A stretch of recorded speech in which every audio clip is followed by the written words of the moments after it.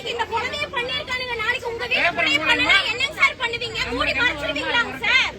சொல்லுங்க ஐயா, நீங்களா பெரிய அதிகாரி தானே, நீங்க எல்லாம் சொல்லுங்க ஐயா.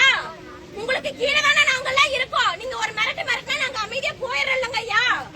சொல்லுங்க, உங்களுக்கு நாங்க அவ்வளவு மரியாதை கொடுக்கறோம்ல, ஏன் எங்களுக்கு நீங்க போராட மாட்டேங்கிறீங்க?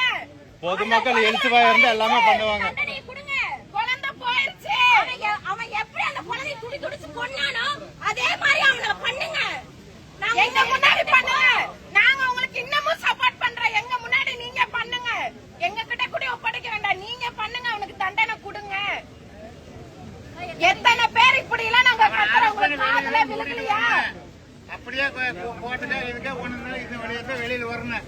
வேற பிளாக் வழியில கொண்டு போக முடியாது, இந்த வழியை தான் கொண்டு வர முடியும். எப்படி ஏற்றி எந்த பாதுகாப்புல எப்படி எஸ்கேட் வச்சு கொண்டு போகணும்னு பாத்துருவோம். ஓகேங்களா? சரிங்களா?